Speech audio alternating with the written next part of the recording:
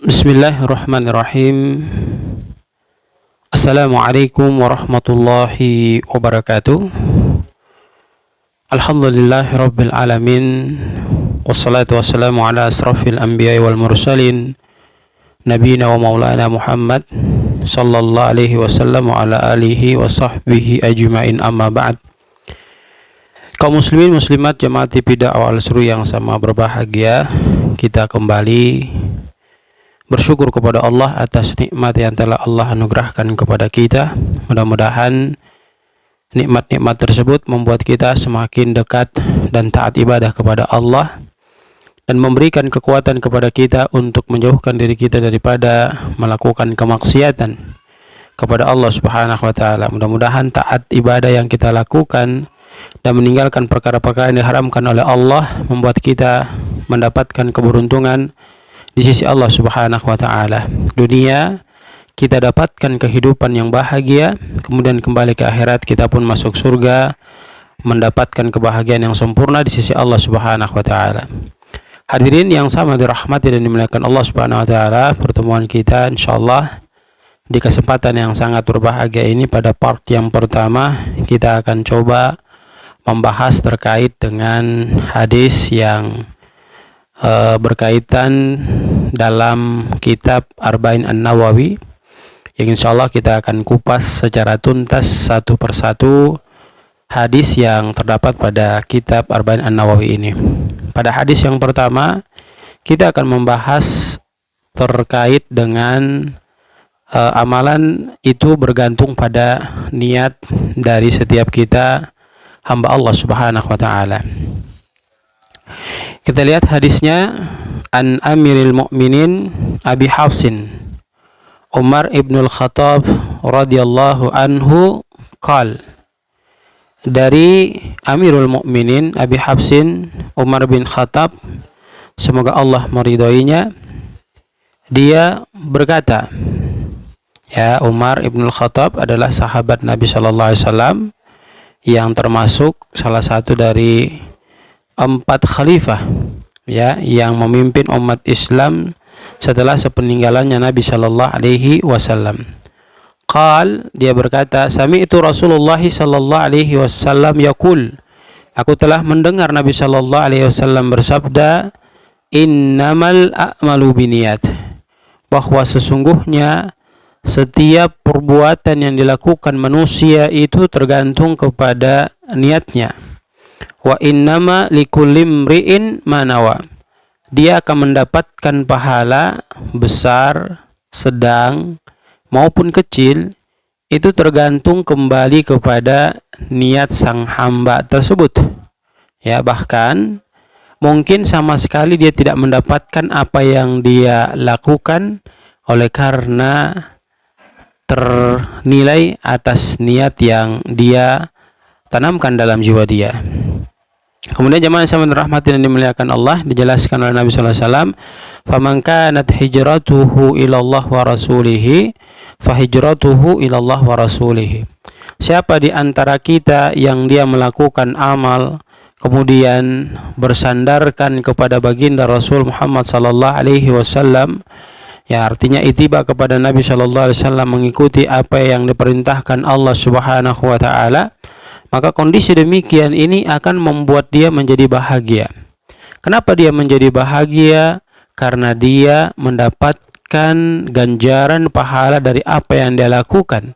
Pertanyaannya adalah, kok dia bisa mendapatkan pahala dari apa yang dia lakukan? Karena ittiba kepada baginda Rasulullah Muhammad sallallahu alaihi wasallam. Bahkan dalam hadis yang lain, Nabi Shallallahu Alaihi Wasallam memberikan gambaran kepada kita, man amila amalan laisa alaihi amruna fahuwa raddun. Barang siapa di antara kita yang tidak mengikuti contoh daripada baginda Rasul Shallallahu Alaihi Wasallam, contoh daripada para sahabat baginda Rasul Shallallahu Alaihi Wasallam dalam melakukan sebuah amal, maka itu akan tertolak. Jadi di sini dijelaskan, faman kanat hijratuhu ilallah wa rasulih, Ya mungkin kita bisa terjemahkan secara sederhana bahwa siapa yang mengikuti perintah Allah, siapa yang taat kepada apa yang diperintahkan Nabi Shallallahu Alaihi Wasallam, fahijratuhu ilallah wa rasulih, maka dia akan mendapatkan kesempurnaan hidup yang berbahagia.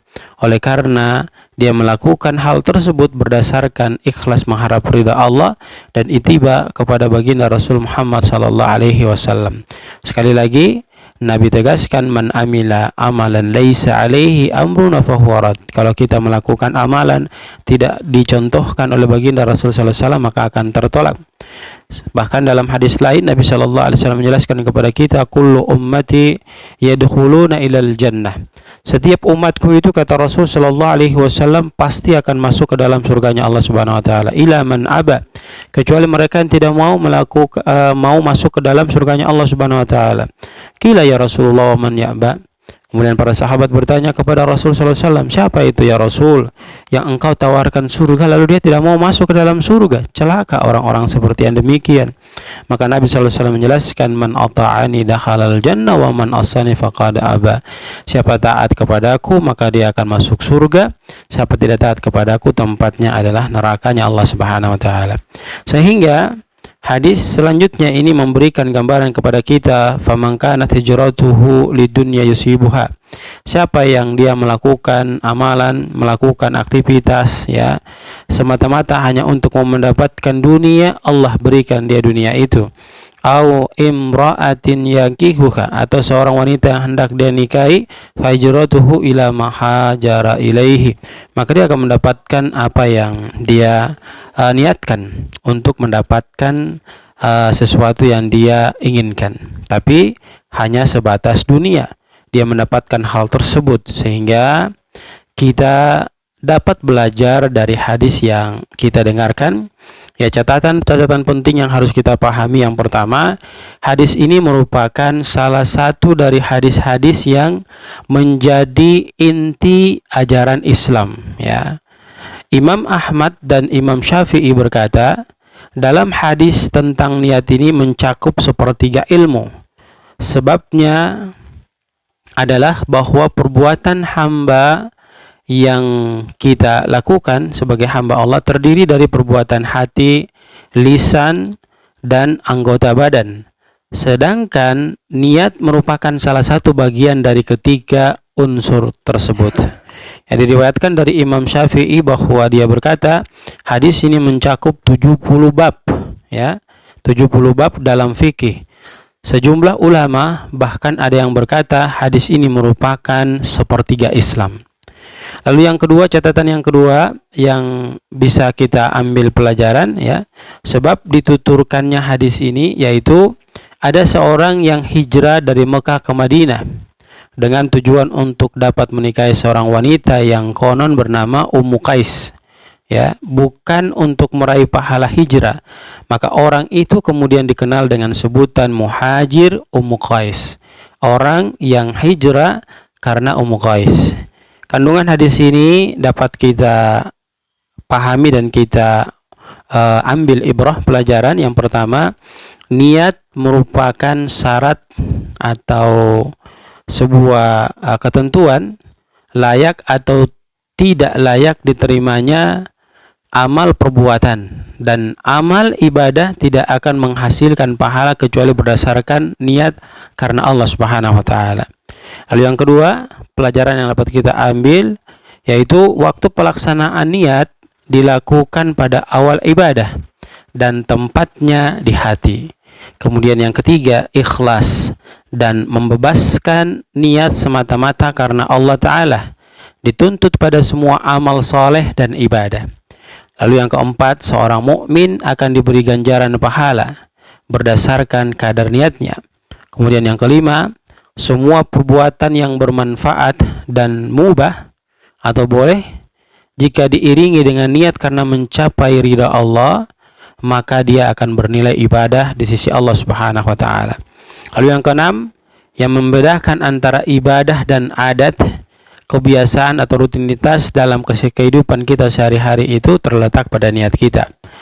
Yang ketujuh atau yang terakhir yang bisa kita ambil dari kandungan hadis ini ya, yaitu hadis ini menunjukkan bahwa niat merupakan bagian dari iman, ya, karena dia merupakan pekerjaan hati, dan iman menurut pemahaman ahli sunnah wal jamaah adalah membenarkan dalam hati, diucapkan dengan lisan, dan diamalkan dengan perbuatan.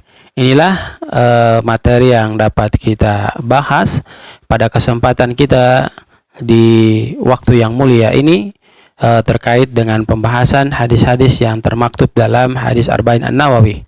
Mudah-mudahan ke part berikutnya kita diberi umur panjang oleh Allah Subhanahu wa taala dan kita bisa lanjut pada bab yang kedua yang berkaitan dengan rukun Islam, iman, dan ihsan.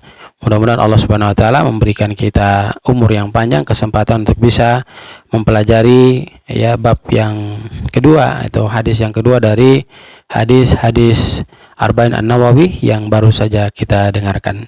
Semoga Allah memberikan kita kemudahan dalam memahami agama ini, dan insya Allah dalam kemudahan itu dapat membuat kita mengamalkan apa yang kita dengarkan, baik itu sifatnya mengajak kita untuk melakukan kebaikan dan sifatnya mengajak kita untuk meninggalkan perkara-perkara yang buruk. Subhanakallahumma bihamdika nasyhadu an la ilaha illa anta nastaghfiruka wa natubu ilaik. Billahi taufiq wal hidayah. Assalamualaikum warahmatullahi wabarakatuh.